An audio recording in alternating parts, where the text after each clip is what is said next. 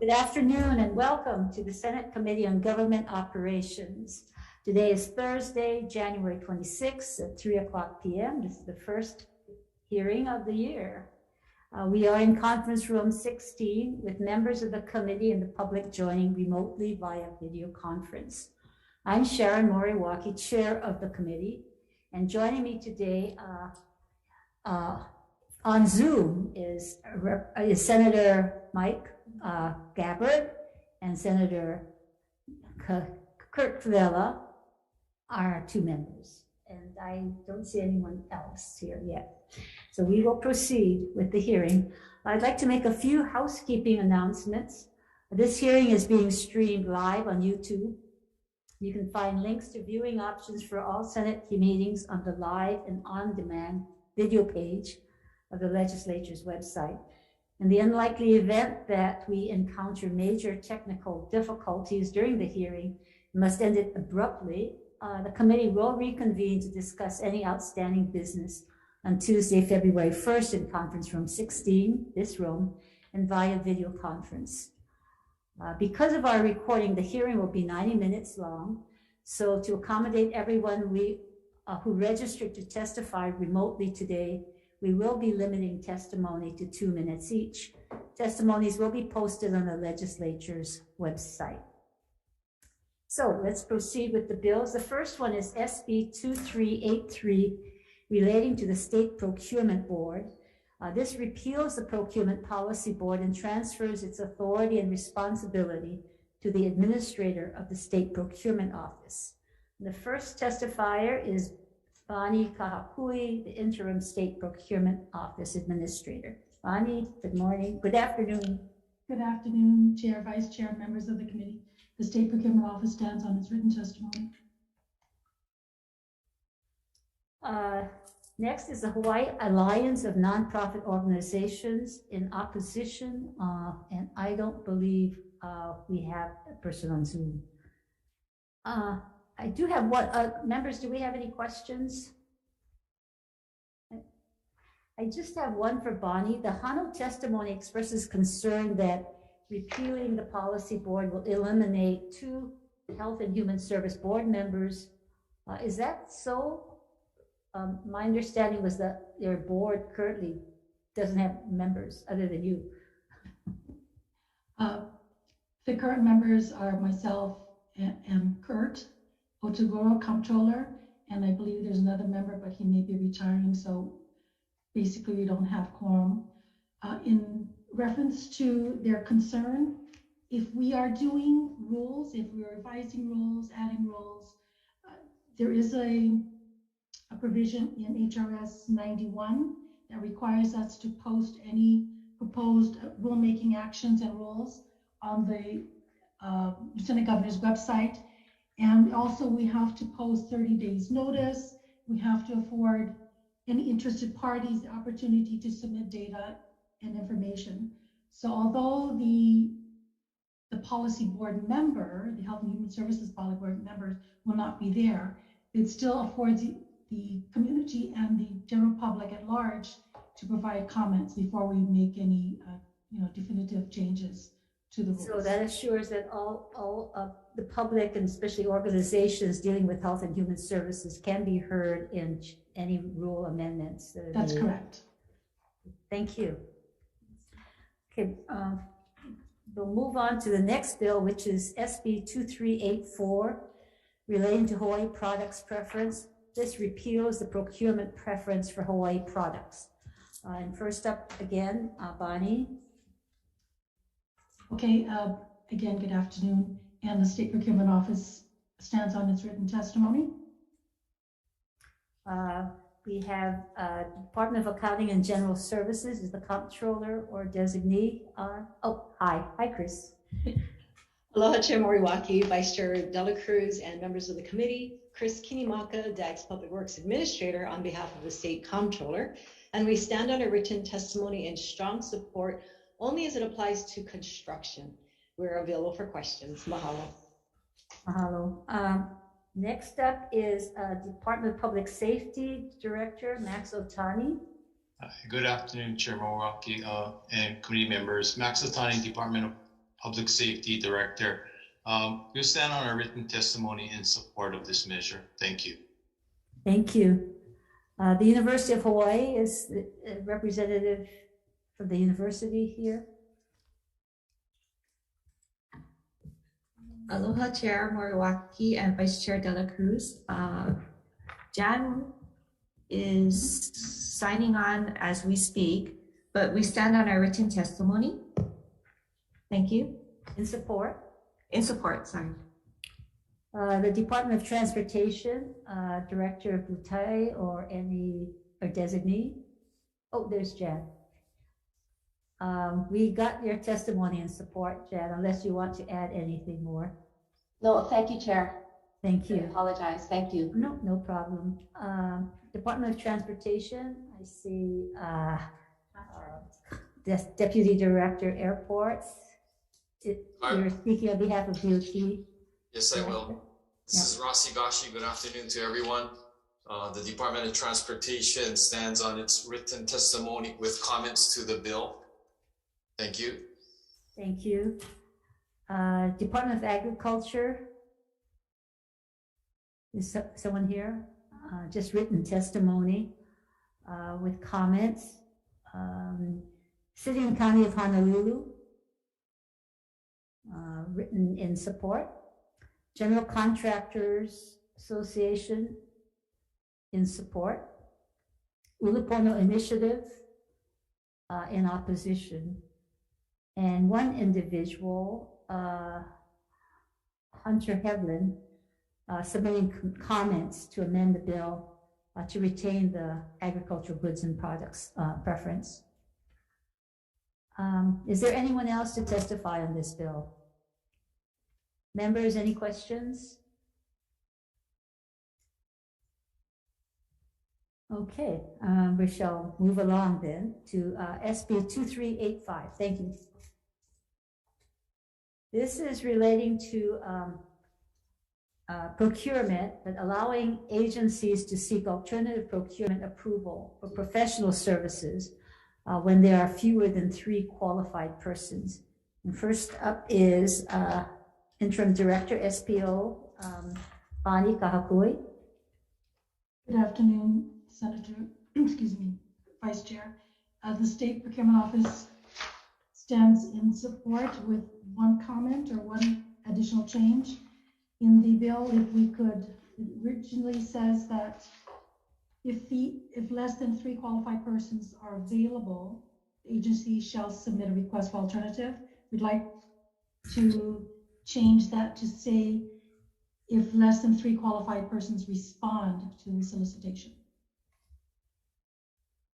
Thank you. Thank you. Next is the comptroller. It's Chris Kirimaka. Are you representing DAGS? Hello again. Yes, I'm Chris from DAGS, and we stand on our testimony in support. Mahalo. Thank you. Department of Transportation, is it Deputy Director Higashi? Still on? Yeah, yes. This one, we stand on our written testimony and we provided comments to the bill. Thank you. Thank you. Okay. Next is University of Hawaii. Now, Jan. Jan. Thank you, Chair. Yes, we stand on our written testimony in support. Thank you. The American Council of Engineering, Derek Mukai in opposition. Derek? Hi, this is Charles Jury. I'm representing the ACECH, American Council of Engineering Companies.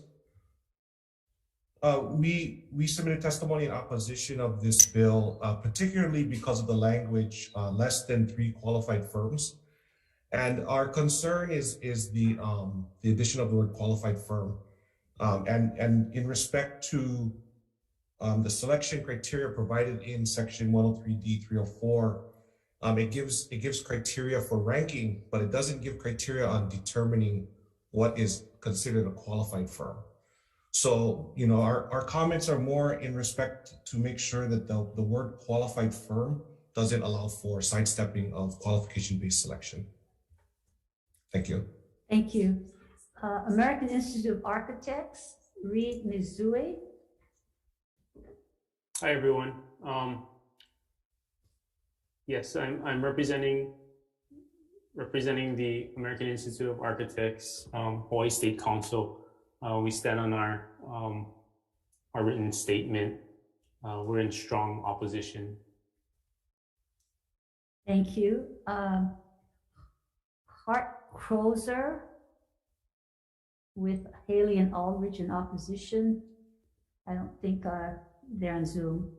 Hoffman Engineers, we have written testimony from these organizations in opposition. Okahara and Associates in opposition, and Consor Engineers in opposition, and two individuals, Sandy Wong and Daniel Chun in opposition. And Sandy Wong, are you on Zoom?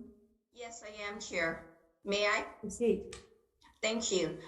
So I would echo the concerns of the American Council of Engineering Professionals.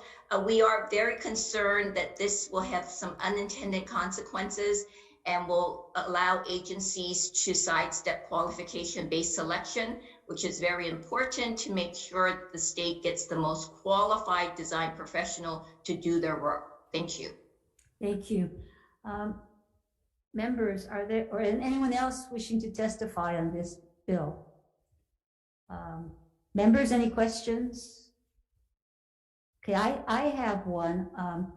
You heard the State Procurement Office Administrator, Bonnie Kahakui, say that she's clarifying the language of this bill to say that these are those, how did you put it, 3 qualified who respond to a solicitation. So I'm going to ask Mr. Mizui, or is he? Oh no, to Mr. Mukai. Are you still there, Mr. Mukai? Yeah. So if you're saying that the language seems to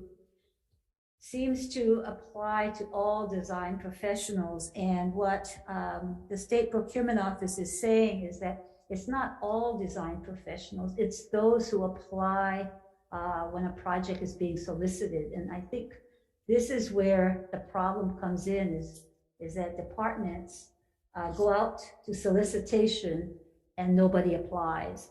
So it's not that it's against design professionals, because you've got the first phase every year that you all apply and you show your resume and you say how great you are. But it's the second phase where we've got a project bidding out and nobody shows up. So they have to go out again and again. And I think that's where we lose money and time.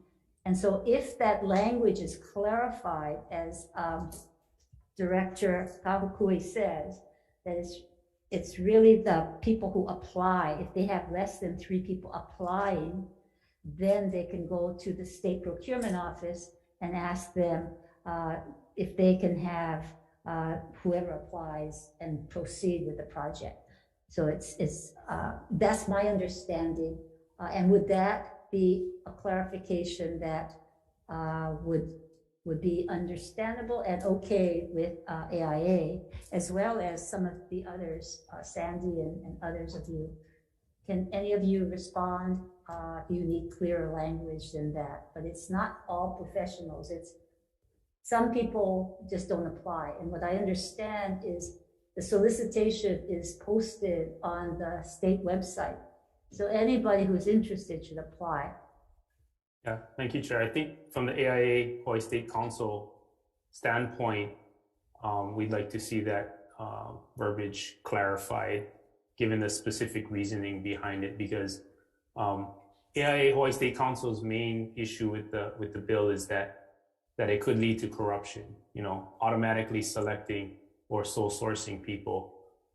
So that's why we are in support of QBS selection processing, which has always been 3, a minimum of 3. Mm-hmm. So if there's not 3 available, that needs to be explained, I guess, in verbiage. Let me go. So does AIA AIA, were you with the AIA? Yes, I represent the AIA, American Institute of ACC. Architects, And Hawaii what State about- Council. Okay, ACC, you folks have the same concern, yeah? We have the same concern. There is it's more of a language thing. The biggest concern now. So the approach of the SPO to say 3 qualified firms responding is going in the direction that we're addressing the concern. However, the word qualified is where we're getting hung up. You know, so to state 3 qualified firms. Okay, We don't want in the procurement law, it doesn't give a way to say, hey, this guy responded, but they're not qualified. okay, so we wouldn't want. It says qualified, you're fine with that. Less than 3 qualified apply for a solicitation. No, I think we have an issue with the word qualified being in that statement, you know, because firms, there's no distinction to say that a firm that responds is not qualified. You just rank them in order of qualification. But if the law says they're qualified, would that address your concern? I think if that was clarified on what would be determined, like if just a respondent is considered a qualified firm, then that would give us more clarity on and address the concerns of being able to say, well, we had 4 respondents, but 3 are not qualified. So we're going to give it to this respondent, which is the concern of sidestepping QBS. I see. So I'm going to ask Bonnie. Bonnie, can you respond to that the way that we're trying to clarify this is to help the departments when they have gone to solicitation over and over and over and they still come up short. And that it addresses having qualified applicants because they go through that annual qualification. And so how do we know that they're not going to do their own thing, that actually will have qualified applicants? And if they have fewer than 3, then they'll get from whatever comes forward as qualified applicants. Thank you, Senator. So, you know, we determine qualifications. You have the knowledge, skill, and experience for that specific project. And so our concern is that we've had questions repeatedly that they don't get. And again, it's not only design professionals, it could be accounting firms, that they don't respond to a notice, professional services notice. So they keep broadening their scope. Instead of wanting maybe a forensic accountant, they have to keep broadening it, opening up because they're not getting the response that they want. And so to help alleviate some of that burden, they would have to submit a request to their CPO. We would take a look at it and see, have they done their due diligence? And have they done their due diligence and in either opening up the scope of work or not so narrow a scope of work that it limits it to certain groups or professions.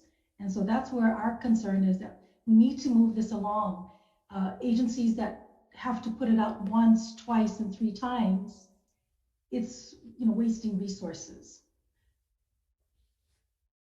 Okay, so I think that the safeguards that you're looking for, it does go out of the department to the chief procurement officer, which is a state in the state, other than DOE and UH, it goes to Bonnie's office. So it's outside of the department. It's also 3 or fewer than 3 applicants. So they go out to bid and they can't find, or 3 people don't apply. But they go again and again, and that's wasting time and money. So it allows for this option when there's nobody applying. I mean, you could keep on doing it over and over and get the same result. It doesn't make sense. So it's those instances that we're trying to correct and save the state money and delays of projects going forward. Chair, may I add something? I'm sorry. Sure, Sandy, go ahead. Thank you. In hearing Ms. Kakui's response, it seems like that they are, and hearing from the architects and the engineers, it sounds like there are enough qualified applicants for engineering and architects, but she may have some concerns with counting, was her example. And so is it possible that if you are inclined to move this bill out, that we do a carve out for design professionals? I think in the ACEC testimony, we had suggested a carve out that basically says except for design professionals, because I don't think there is a problem in getting qualified applicants in those disciplines, but if she's having problems getting accountants or lawyers, you can solve that problem, but I think this bill may be a little bit too broad. Thank you. Let me ask, is Jan Gouveia still on? Because I know that the university as well as the DOT and maybe Deputy Director Higashi can talk about this. It's not so much not having the qualified design professionals, it's having them apply for a project. That's where the rub is. So if they don't apply, then they can't go up over and over. So they need to look at the website, I guess, and say, oh, there's a project coming up, I better apply. That is the problem, is as I understand. But Jan or Ross, do you want to respond to that and what your problems are so we can understand why we're doing this? Jan, you want to go first, or then Ross? Briefly, because we have a lot of bills. Sorry.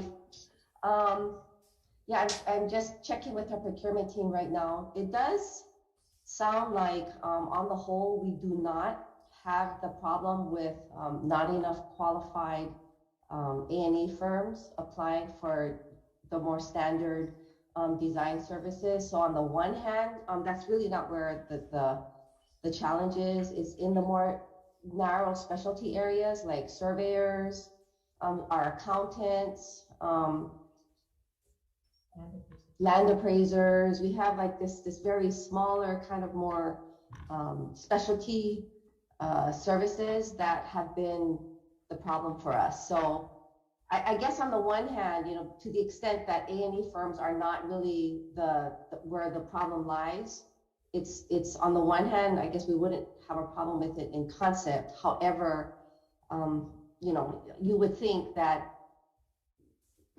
if it ever is a situation where you don't have enough people that apply, we would want to be able to at least have a remedy available. It's not an automatic, but it's an option for agencies to allow the project to continue forward instead of reopening up the ad.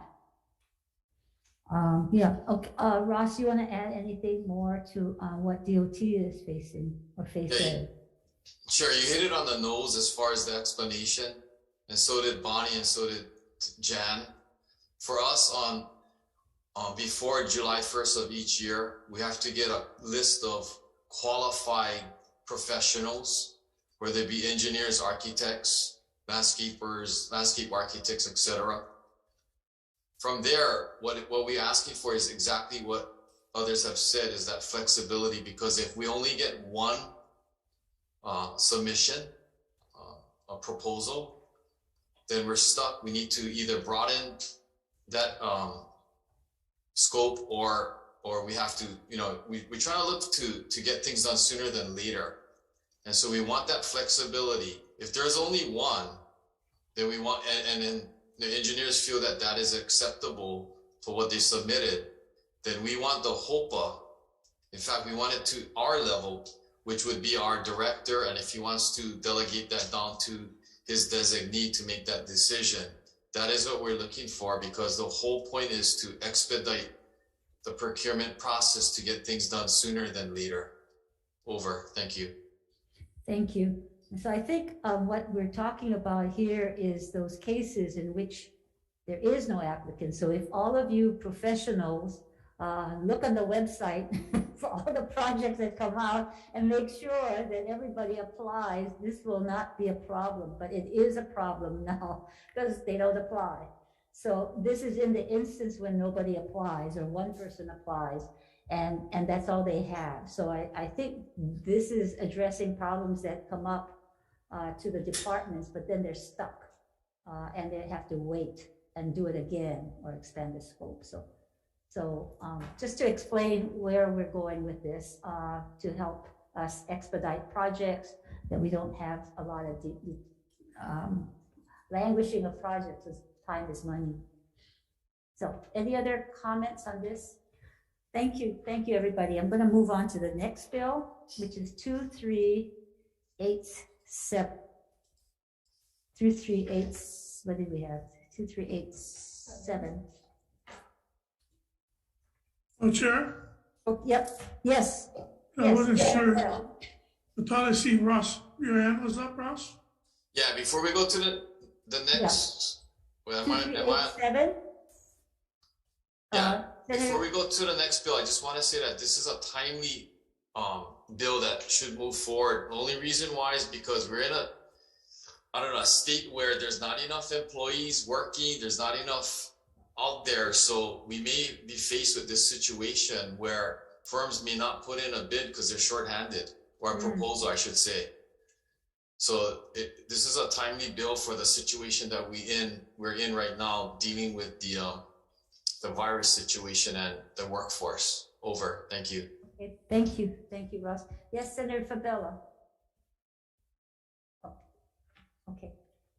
Moving to SB 2387, this is requiring the departments to publicly post the justification for canceling an invitation for bid or an RFP, a request for proposal, for a minimum of 10 business days on an electronic notification system. First up is State Procurement Office, Director Kahapui. Aloha, Chair, Vice Chair. The State Procurement Office stands in support. Thank you. Thank you. And we have the Associated Builders and Contractors Hawaii, Mr. Malcolm Barkarsi. How do you pronounce it? Barkarsi, yes. Barkarsi. Okay, Mr. Barkarsi. Good afternoon, Chair, Vice Chair, members of the committee. ABC Hawaii stands on our written testimony and support. Thank you. Thank you. Is there anyone else to testify on this bill? Okay, seeing none, we will move on to SB 2139.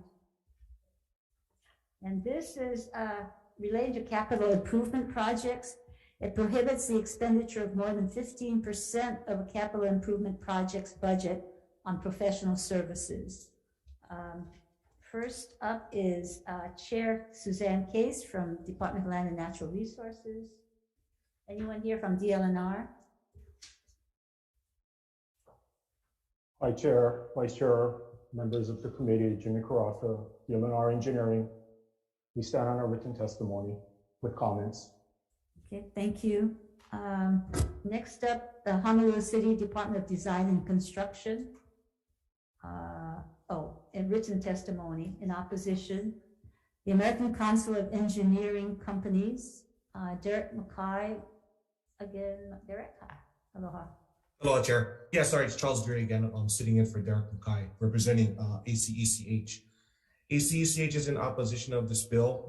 Although, we are in support of responsible spending, we feel that a 15% broad stroke cap is too broad. And we think that the one size fit all model that this is proposing, that it could actually create problems for procuring some of the more complex projects here in the state. Thank you. Thank you. Next, let's see. Art Crozer, Division of Haley and Aldrich in opposition, written testimony in opposition. Consor Engineers, written testimony in opposition. Okahara and Associates, written testimony in opposition. American Institute of Architects with comments. Mr. Do we have, I thought we had a representative. Yeah, that's me, Reed Mizue. Yeah. Mizue, AIA, Hawaii State Council. We stand on our testimony of comments. And okay, Sandy Wong. Yes, I'm here, Chair. Visual, yeah. Yes, thank you, Chair. So I am submitting testimony in opposition. Again, I would echo the testimony about from the American Council of Engineering Companies. I will say, you know, as a taxpayer and a Chinese woman, you know, I really hate wasting money too. So I think this bill has a good intent, but I think it's a little bit too broad. And, you know, there are going to be exceptions. There's going to be complex projects. And I think you're just boxing people in too much. So I would ask that you either not move this bill or that we work on some amendments. Thank you. Thank you. Okay, anyone else to testify on this bill? Questions, members?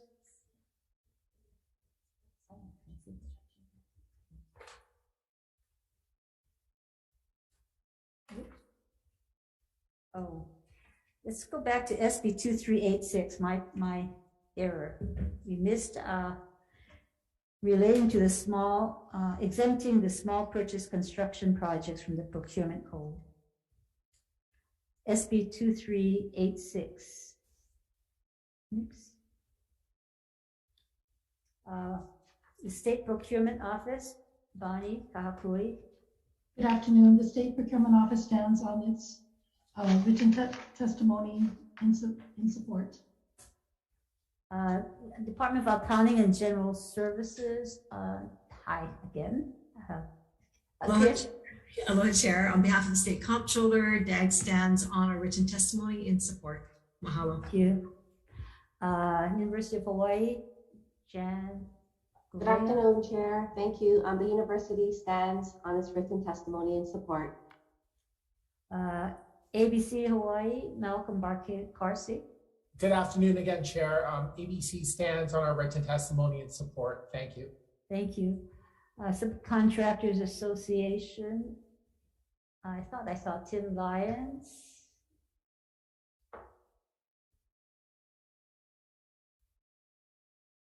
Do we have Tim Lyons on? Okay, I'm gonna go on and come back if he comes on. Oh, there he is. Subcontractors Association is up. Tim Lyons. All okay? You can hear me? Yes. Okay, thank you. We are not in agreement with this bill. We don't think it's entirely the way to go. There are a lot of small contractors that depend exclusively on small projects. We understand that the issue here is having to go back out through the whole process for some additional work that was discovered.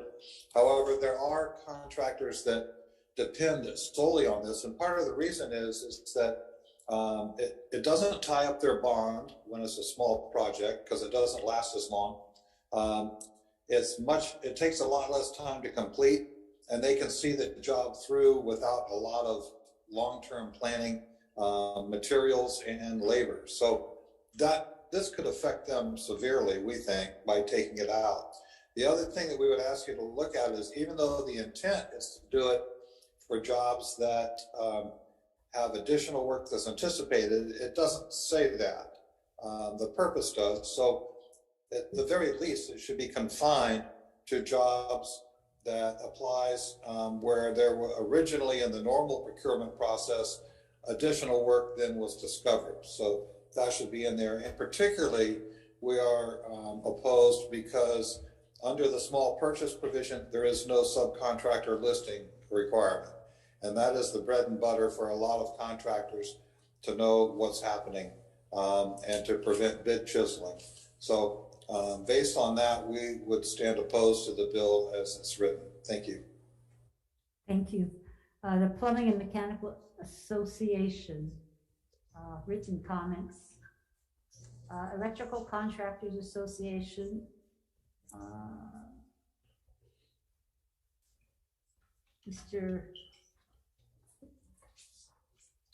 Do we have the ECAH back on?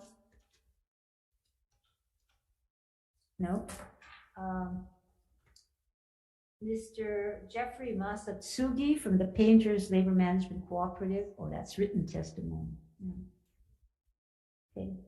Is there anyone else wishing to testify? Any questions, members? I do have one. Bonnie, the opposition to this is that the problem with the 250,000 or less, the small purchase amount, that's high, and it allows for contracts to go out that may circumvent, I guess, the procurement process. What kind of safeguards are there? I know that this mimics the small purchase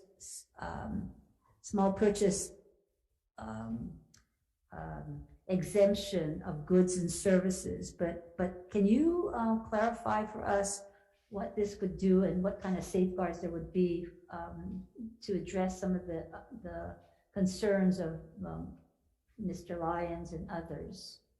Thank you, Senator. So the intent of this is to, as you said, handle those small jobs that come up in the course of a bigger project. Whether it could be, just a tiny portion of a roof that needs to be fixed before something else goes on. And in the exemption process, they are required to submit to their chief procurement officer through their department head to the chief procurement officer this request for exemption. It is posted for a minimum of 7 days on our, for us, it's the Hawaii Awards and Notices database system. It's posted for 7 days. It is public information. Any vendor, anyone from the general public can look at it and give their comments saying, they could do the job, or they can make whatever comments they want. So it's not a blanket approval or an exception. They do have to come in to our office and explain to us why it's necessary to be exempt from the code to take care of this small purchase work. Okay, so going back to some of the departments that want this exemption,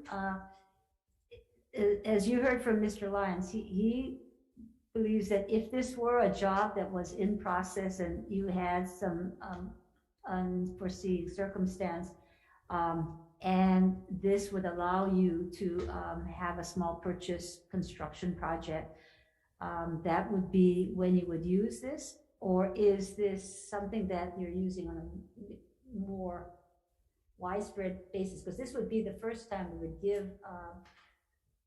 an exemption for small purchases like we do for goods and services. So do I have anyone, whether it's DAGS or UH or DOT, to address that problem? When would you use such an exemption so that we can assure that that some of the concerns that are being raised in some of these testimonies are addressed? Chris or Jan or Ross? Jan, I see you, so you're first up. Thanks, Chair.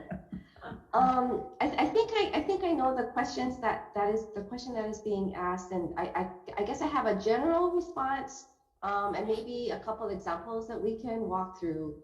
But as a general proposition, I don't see this as something that we would use as a regular form of procurement, right? It really is intended to be, I think, utilized under very narrow and more unique circumstances where you come across, there's an active project that's ongoing, and you want to be able to have at least the flexibility to include this kind of additional work with an existing project, because you already have the contractors mobilized, subs might be there, not there, whatever the case may be.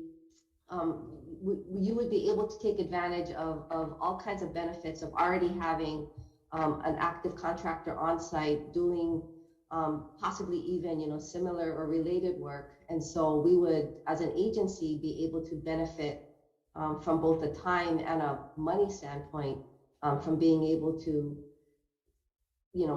add to that contractor's work, whether it's even hours within the agency, or let's say DAGS is coming through and doing a project and the university has some overlapping property or another utility. We discovered this when Sometimes the Board of Water Supply is coming through, or the city is coming through and doing sidewalk repair work. And we have just a little portion that's carved out of the project because it's university controlled property. We would love to be able to just add on to that project and have whatever contractor is already ripping through the area to include that portion of the work with their job. So that's how I would apply and interpret. So my question is, if we clarify this language, we thought it might be restrictive, but if we clarify the language and say any other construction projects, existing projects for additional related work, is that broad enough or narrow enough to address the concerns?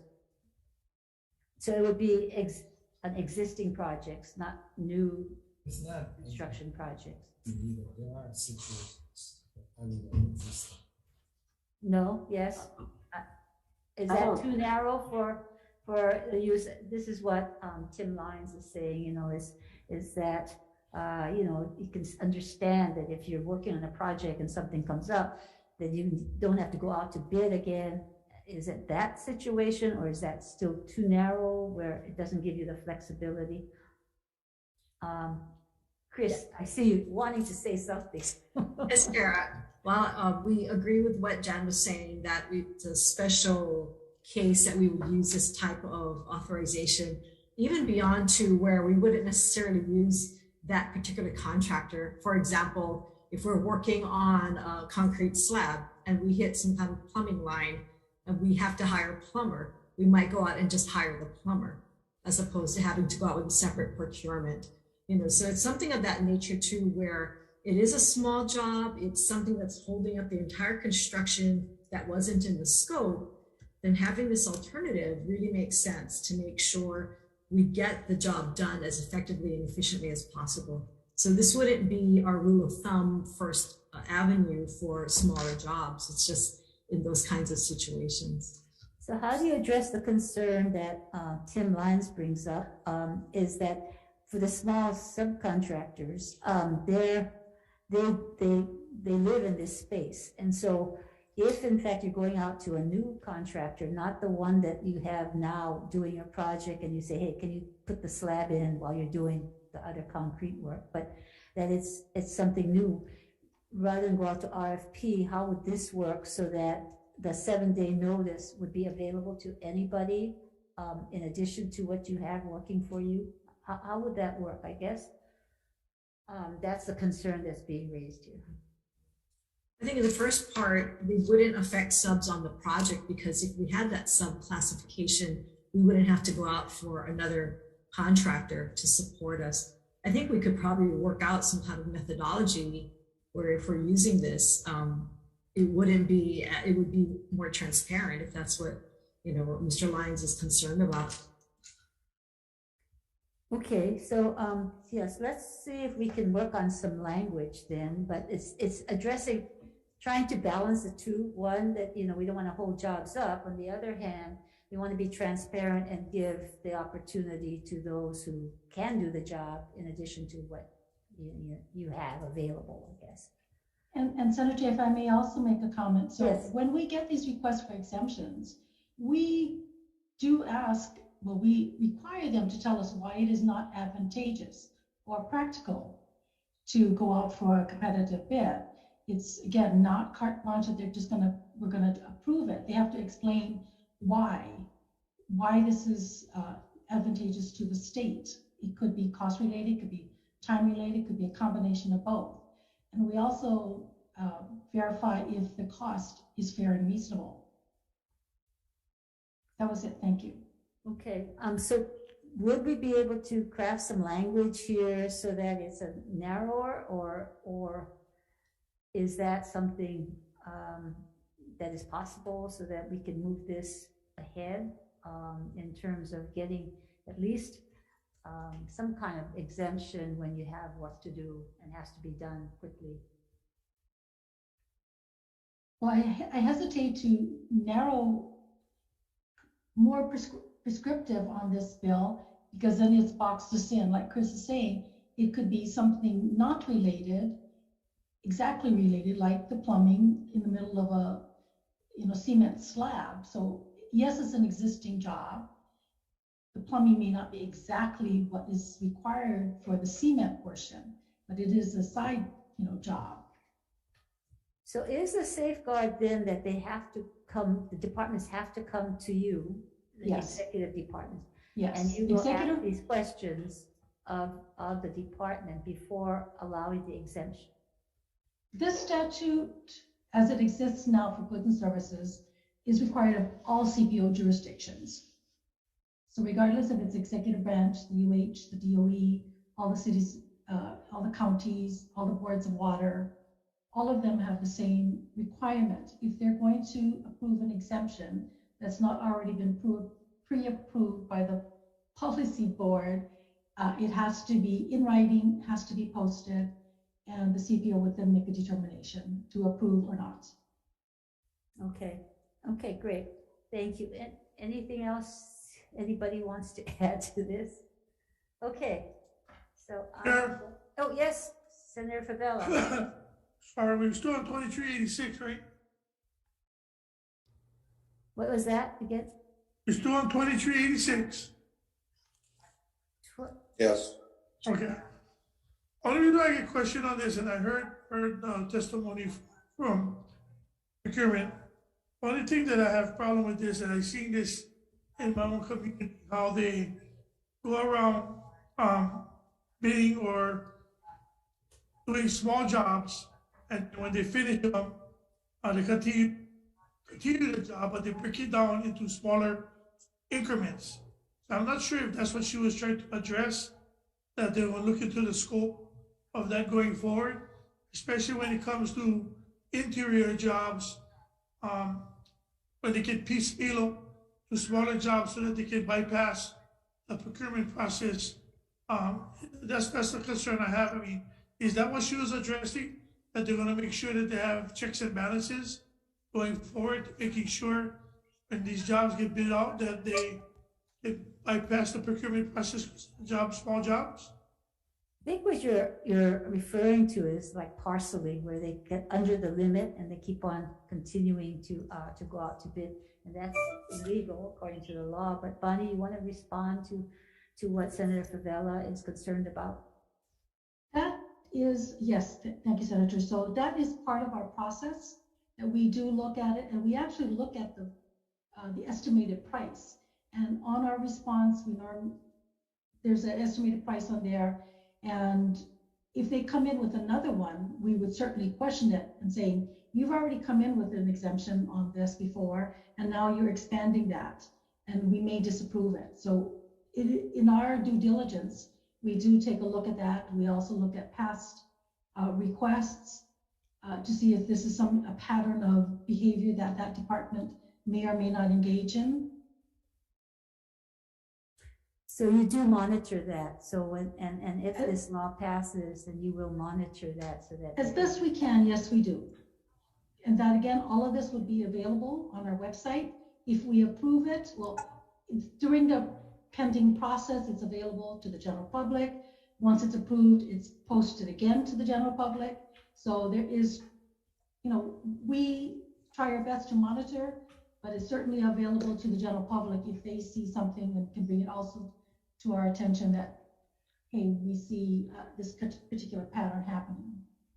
So if someone sees what seems to be an infraction, they can come to you and complain about it, and you can look into it. Yeah, well, yes. We've never had this exemption before, so we're not real sure how this is going to go over. But I think this is a step in the right direction to allow projects to move forward. Okay, thank you, Senator Favela. Thank you. Thank you, Chair. Thank you. Okay, moving on now to 2139. We did that one. Last one. 2335. Senate Bill 2335, relating to procurement and allowing purchasing agencies to use the second low bid method for procurement. So Bonnie, again. Thank you, Senator and members of the committee. We have some grave concerns about this bill, but we stand on our written testimony. The City and County of Honolulu, written testimony in opposition. The Subcontractors Association, Tim Lyons, are you there? I am here, and we'll just stand on our written testimony. We think it's a concept that deserves more discussion. Thank you. Associated Builders and Contractors. Good afternoon again, Chair, Vice Chair, Oh, members yes. of the committee. We stand on our written testimony in opposition. Thank you. Thank you. Electrical Contractors Association, written testimony in opposition. Painters LMCF and Allied Union Trusts, written testimony with comments to amend the bill. And written testimony and support from an individual, Ricky Fujitani. Anyone else to testify on this bill? Members, any questions? Okay, I have a question for the State Procurement Office Administrator. Are there any other methods? I know that there's been, all of the testimony says the lowest bid doesn't work too well, and the second lowest bid may not work as well either. I know in some testimonies we've had, there's also suggestion that there might be other ways, other methods, like the median bid. And so I'm just wondering, has the SBO researched these other methods, and are there other options in the lowest bid, or any way to address the problem with the low bid? Thank you, Senator. We've not had a chance to research it thoroughly. I do know that there are other options. There was a report done by another country that had an average, got a little complicated throughout the highest, throughout the lowest, and somewhere in between you would have this average or median. I think that's something that can be researched further to see what best fits our needs. I just caution the senators that when we're doing this for IFBs, we have to consider that it not only affects construction, it affects all IFBs, whether it's goods and services. And so now you're talking about buying commodities where it could be a standard piece of equipment, and you're going to a median instead of going to the vendor that is the most economical. So I would caution you to, let's take a look at that, and we may have to carve out additional information for, construction type jobs and not blanket IFBs or the 302 process.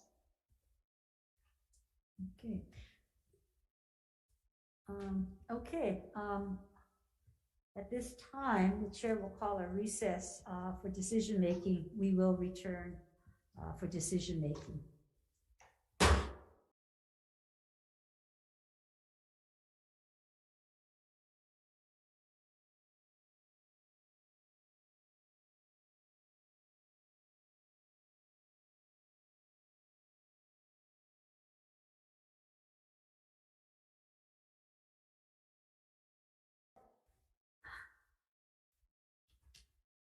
We are reconvening the 3 p.m. hearing of the Government Operations Committee for decision making.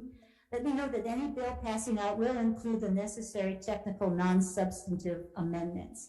The first bill, SB 2383, that repeals the policy board, I'm going to pass it as is or with technical amendments.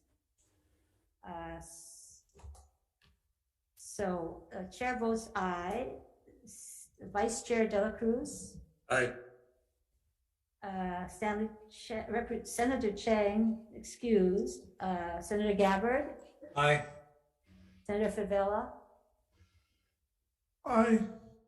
Aye, mahalo. The recommendation is adopted. The next one is Senate Bill 2384, repealing the Hawaii products preference. The chair's recommendation is to pass with amendments. We'll delete the Hawaii product preference for all projects, but maintain the preference for Hawaii agricultural goods and products. Any questions, members? If not, the chair votes aye. Vice Chair Dela Cruz. Aye. Senator Chang excused. Senator Gabbard. Aye. Senator Favela. Aye. Okay, the recommendation is adopted. The next bill is Senate Bill 2385, allowing agencies to seek alternative procurement approval for professional services. The chair's recommendation is to pass with amendments to clarify that it does not apply to procuring professionals, but it applies to those professionals when there are fewer than 3 qualified persons that respond to a solicitation. The recommendation is to pass with amendments. Chair votes aye. Vice Chair Dela Cruz. Aye. Aye. Okay. Senator Chang excused. Senator Gabbard. Aye. Senator Favela. Aye. The recommendation is adopted. Senate Bill 2386 exempts small purchase construction projects from the procurement code. The chair's recommendation is to pass as is, and in the committee report, we will clarify the chief procurement officer is required by rule to post a notice and make a determination, and so it's not within the department. So we're passing as is. Chair votes aye. Vice Chair Dela Cruz. Vice Chair Dela Cruz. Aye. Senator Chang excused. Senator Gabbard. Aye. Senator Favela. No. What was that? No. No. Okay, the recommendation is adopted. And the last one, two more. Senate Bill 2139 relating to capital improvement projects to prohibit the expenditure of more than 15% on the CIP construction project budget on professional services. The chair's recommendation is to defer. And the final bill is. So you skipped, we're on 2387. Relating to. Oh. Senate Bill 2387 relating to requiring departments to publicly post a justification for canceling an invitation for bid or a request for proposal for a minimum of 10 business days on electric notification system. The chair's recommendation is to pass as is. Chair votes aye. Vice Chair Dela Cruz. Aye. Senator Chang excused. Senator Gabbard. Aye. Senator Favela. Aye. The recommendation is adopted. Now we're at 231. No, we did that. We did that. 2139. I was just reading, I'm sorry, I read 2139. Yeah. This is the recommendation on the 15% we're deferring. Yeah. Yeah. Okay. SB 2335 is the last bill relating to the purchasing agents to use the second low bid method for procurement. The chair's recommendation, because there's concern about the lowest bid and maybe the second lowest bid, there were suggestions that we look at the median bid. So just to move this bill along, the recommendation is to amend the bill and use the median bid so that there could be conversation as we go along with this bill. So the motion is to pass with amendments. Chair votes aye. Vice Chair Dela Cruz. Aye. Senator Chang excused. Senator Gabbard. Aye. Senator Favela. Aye. Okay, the recommendation is adopted. Thank you, members. This concludes the Government Operations Committee hearing. Thank you all for participating.